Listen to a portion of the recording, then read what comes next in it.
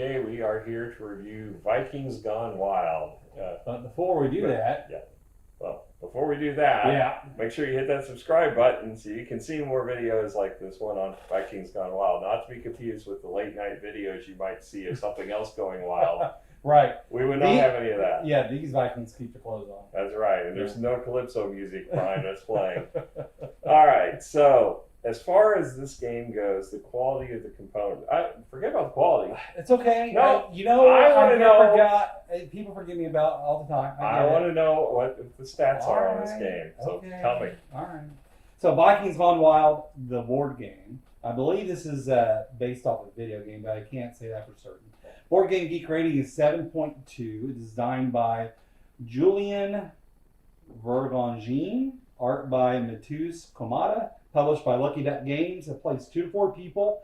MSRP was $44.99. I think it's still available, but I did see it on Amazon. A little bit cheaper for $38.12.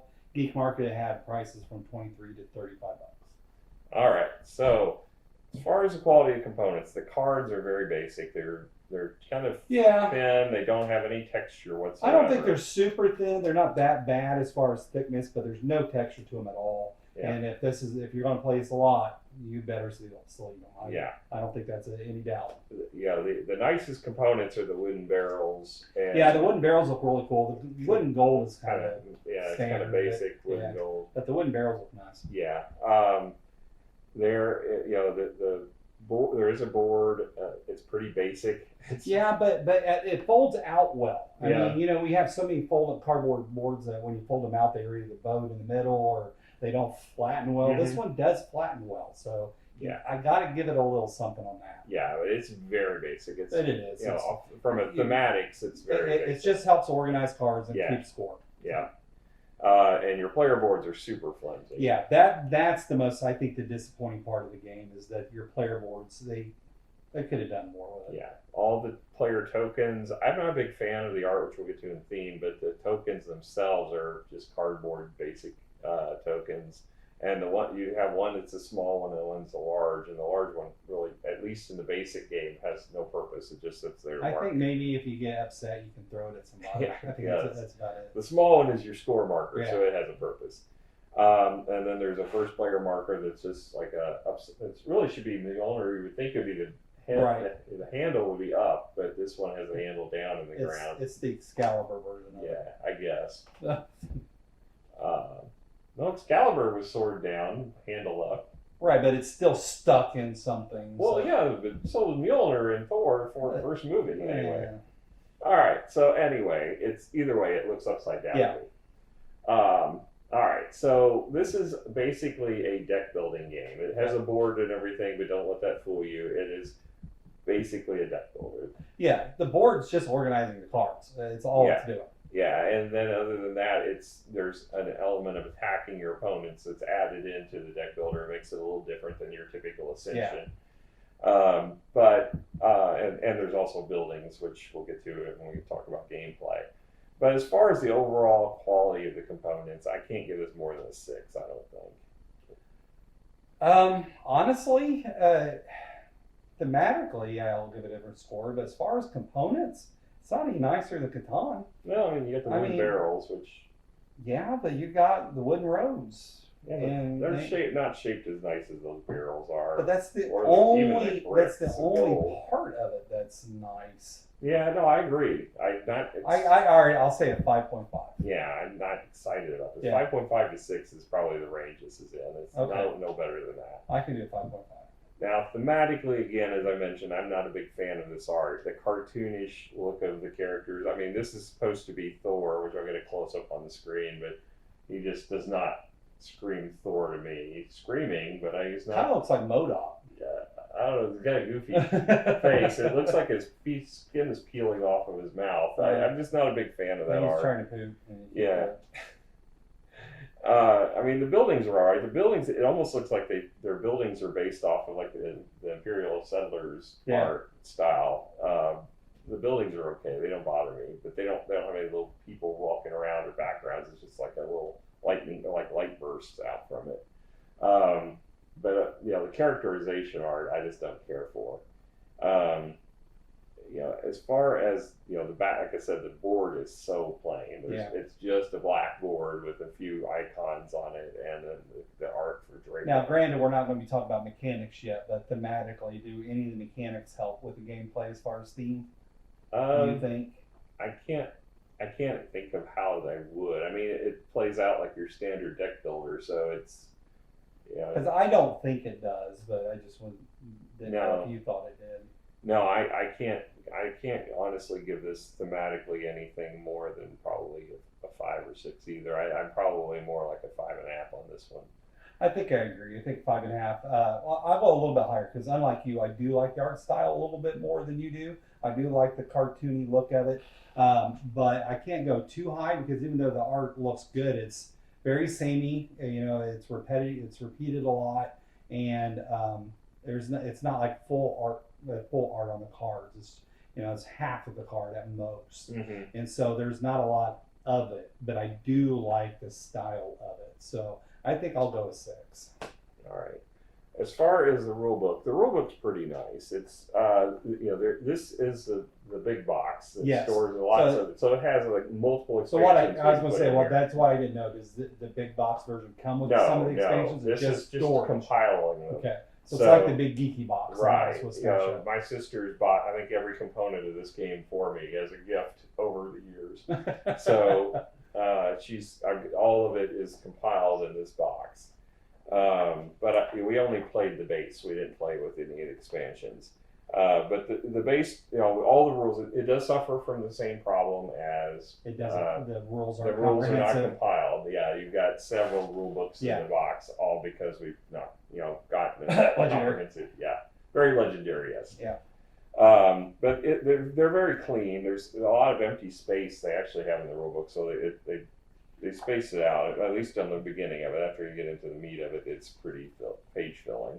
A lot of artwork. Yeah, there's a lot. There's not a lot of examples though. Really, it's mostly icons that they show, but there's not a lot of examples in here.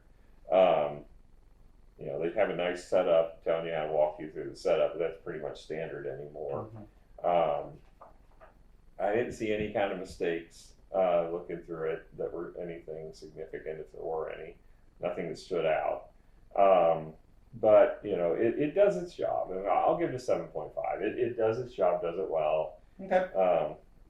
It's got descriptions of the cards, at least at some level, but not every card is explained. But honestly, they're pretty straightforward and simple in this game. All right. I'll take your word on it. I didn't touch the rules. All right. So as far as gameplay, this is, like I said, it is about as basic of a deck builder as you're going to get in modern times. It's a little unique in that it's got 3 basic resources instead of your standard 1 or 2, but that's about it. Yeah, so you basically have money, which is gold, or beer as your 2 buying resources, and the cards will have either a brown circle, which case you spend beer for them, or they'll have a square that's yellow, which is where you spend gold. Then there's also a third unit of currency, if you will, that is your military might, and that is used to conquer creatures. So there's creatures in the deck, and then there's Draco on the board, but more importantly, you can use them to attack your opponents. So that's where the real heart of this Vikings comes in, So your buildings have a defensive capability. Yes, all the buildings. There's 6 standard buildings you can purchase in addition to your town hall that you start with. So the town hall, by default, when you first start out, basically sets you with an upper limit of 3 buildings that you can own. So you can purchase these buildings, but once you get them, you're limited at that. So these will generate, 1 generates gold, 1 generates beer, 2 have, 1 there's a storage for beer and storage for gold, which will allow you to store and carry it over for the next round, because just like in most deck builders, once you spend your cards, it's gone unless you can store it, which the only way you can store it is if you produce and store it. Okay. And then you've got the Drakkar, which allows you to keep a card. If there's a card in your hand you didn't want to play it right now, you can store it for the next round and add it to your hand of 5 that you'll draw back. And then there's the Tavern, which lets you draw an additional card during the drawing phase, so it increases your hand size from 5 to 6, or however many you own. So you can only own 3 buildings, but you can buy any combination of the buildings. So on top of that, you've got the deck cards up here, which you can purchase. So these are going to be varying throughout the deck and will increase whatever stats. So some of them give you more buying beer buying power. Some give you more gold buying power. Well, this one gives you an alternate of beer or gold. There's like these action cards, which this one lets you draw 2 cards. So basically, you play 1, you get 2 back. Right. So increases your hand size to 6, if you will. Which is always an important element in deck building. And then on top of that, you've also got like military units. So here, this is a shaman will let you either get 1 military action ability, or you can draw 2 cards with it. So it gives you some flexibility. In addition, we have standard military units you can buy, which there's 3 different variety. So unlike in Ascension, where you can get the heavy infantry, in this case, there's a 2, 4, and a 6 level that you can buy, but the cost is incrementally increased. And then there's defensive ones, so to protect you if you get attacked. But you have to play those from your hand. So if you don't have the cards in your hand, you won't be able to defend with them. And then on top, the last stack, these are just cards for upgrades. As you go up the score track, you will reach points where you can get one of those upgrade cards, where you can choose one of the top 2 or the top 1 from the top, randomly from the top of the deck. Where you actually flip the card over, so it's not random. You're going to flip it over, and you can choose one of the 3. Oh, okay, cool. Yep, got it. Okay. So then, apart from that, you have 4 in-game scoring conditions. Mm-hmm. Those are just things that might guide you during the game as far as what you're trying to target to try to Have you seen any that's worth more than 6? No, I believe they were all 6. Okay. But they're different conditions, obviously. Right. There's not a whole lot of them. There's only a few more that are not out there. So on your turn, you're going to play your entire hand of 5 cards, but you can play them whatever order you want. So you can use them to buy first, but the thing is, the more you spend of your cards before you attack, the more your opponents are going to know you have less attack ability. Or defense. Yeah, or defense. But on your turn, defense doesn't matter. Yeah. So you you could go and attack first, which is probably a wise thing to do if you're playing that way, because then your opponents may or may not defend depending on what you play. So if you can attack, like I said, anything in the row out here where you draw cards from that has a shield, you're going to hit the Draco, which is kind of like if you've played Ascension before. It's kind of like the Cultist. It's just always available, and you can hit it as many times as you need. Oh no, I'm sorry, once per turn. You can only do it once per turn, and that's important because you get valued at the end of the points, or at the end of the round with victory points based on how many successful attacks. So you can only hit this once per turn because it's very easy. Otherwise, you could rack up a lot of points just targeting him multiple times. So if you target, you could target Draco, you can target one of the creatures up here. Anytime one of these cards is claimed, you're going to immediately backfill, so you could potentially get more. Okay. The other thing is you can attack your opponents. So any of the buildings that they have in play, they have a defensive score on them. So if you target one of the buildings, you then assign from your hand any of the military might you have that you want to assign. Now, you cannot break it up, though. So if you assign a person card to attack, like here, if I have this 4 strength and I attack somebody's 1-level brewery, I'm assigning all 4 of my attack at that brewery. Split it. You cannot split it and say 1 here and 3 there. So, but you can obviously play different heroes or attackers against different buildings. Exactly. So if I do that, then the opponent that I'm attacking, I can only declare 1 opponent per round to attack. So if I'm attacking you, if there's a 4-player game, I have to choose you to attack or choose person X. But I cannot do you and person X. Now, once you attack me, and let's say I have 3 buildings, and you attack my 1 building, and then you're done. And you want to attack, you can attack someone else, but you cannot attack me. No, I have to attack you now. Once I've declared an attack on you, I cannot attack anyone else. Okay. My attacks will all be going your way. Or I can attack Draco or any of the characters. So any attacks I do will have to be against you and your buildings. And that's it.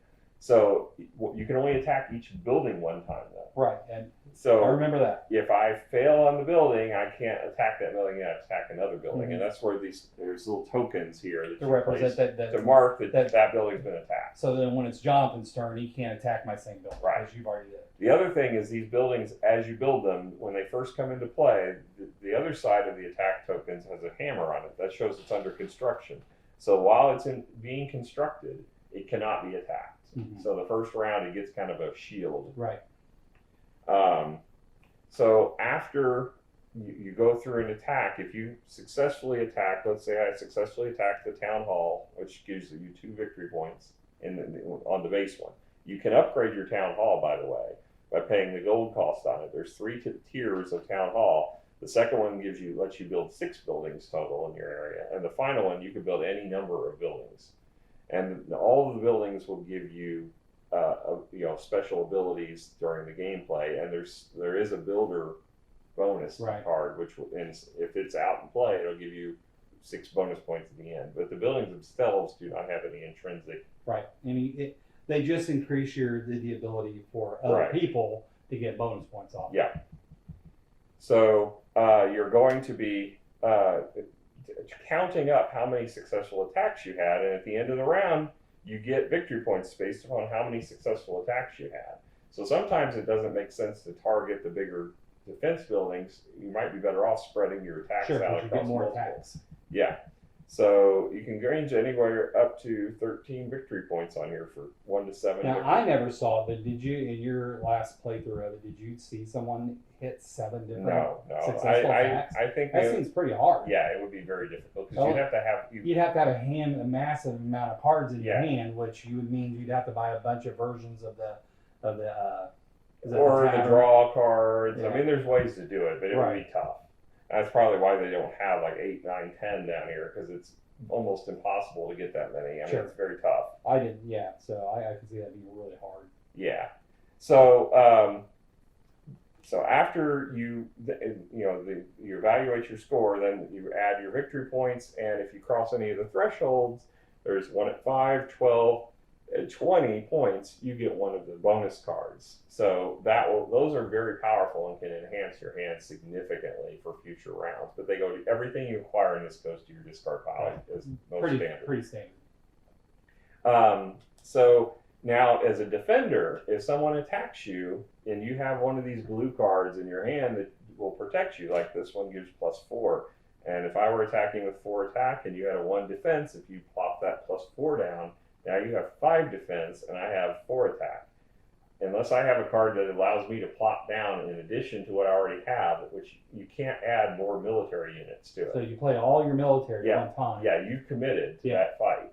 And there may be some card that bends that rule, but in general, you cannot add to a fight. So it's so basically they're stopping your attack, and there's nothing you can do about it unless you have a special ability. Right. So at that point, this attack would fizzle. If you fizzles, then you get to earn a victory point for every hero you defended successfully from this. So if I had multiple units in this battle on that, and you would get 1 victory point per unit that you successfully defended. Right. So there's times where you may, this one really isn't that big of a deal if I get hit on it. Let them hit it, then let them try to attack you again with, or maybe a bigger building, and you can drop your defense down. So you get to strategically decide when you want to play those. Plus, like I said, you got to have it in your hand. So that's the other thing with this. One of the problems I had with this game was after you've played your turn, you do draw your hand back up. So there's still a chance you could get it, I guess. But the thing is if you've already exhausted these and people saw you had them, they could be gone. Right. Unless you had the card that lets you store one and carry it over. But it would be easy to take advantage. Yeah, you can target someone and take them out after. So that's one frustration I had.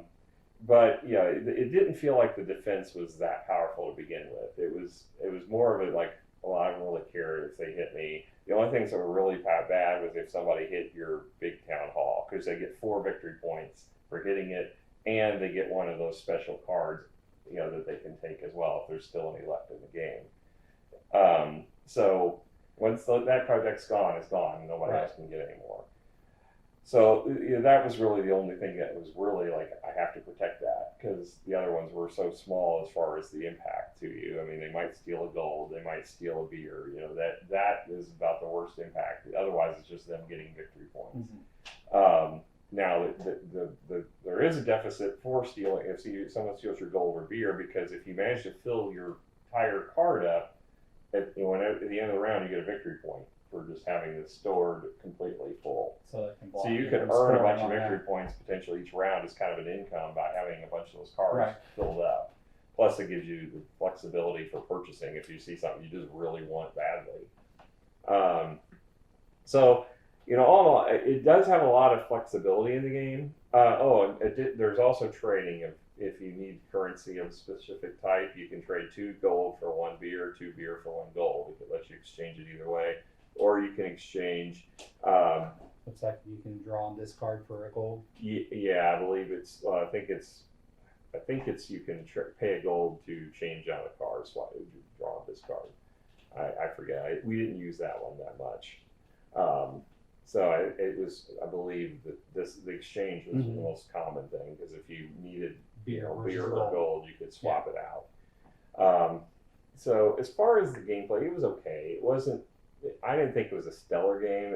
It's okay for a light, I don't remember thinking it was anything special about it. It was. Yeah, I mean, it's. I'd rather play Thunderstone. I'd rather play Dominion. I'd rather play Thunderstone. I'd rather play a lot of games than this. I'd probably give it a 6. That's where I think I'm at. I think it's a fair score. It's not an awful game. No, it's not bad. It's just. Meh. But now, I don't know anything about the expansions. Do you think that might? I'm hoping it's going to improve it. I know my sister loved this game, so I think there's probably a reason. So I'm still going to keep it trying the expansions and see if it adds more to it. I'd be interested in trying the base game just feels very, very hollow to me. Yeah. It didn't feel like that fulfilling. Plus, it is quick though. I mean, you played at 30 points and the game's over, so it does go by pretty quick. But at least with the base game, do I break this out, or do I break out Dominion, Thunderstone, or one of the others that I like a lot more? I want to break out the other one. Yeah, I mean, if I'm going to have to choose between the two, I definitely play Thunderstone or Dominion or something like that. But this is good for variety. It gives you different choices. It was all right. I think 6 is a fair score. Okay. Yeah, I think 6 is a good score. All right, well, that's our impression of Vikings Gone Wild. Hopefully you enjoyed this. Yeah. Please keep your top on, Rob. They're crazy. All right, so until next time, you stay wild. All right. Adios. Bye.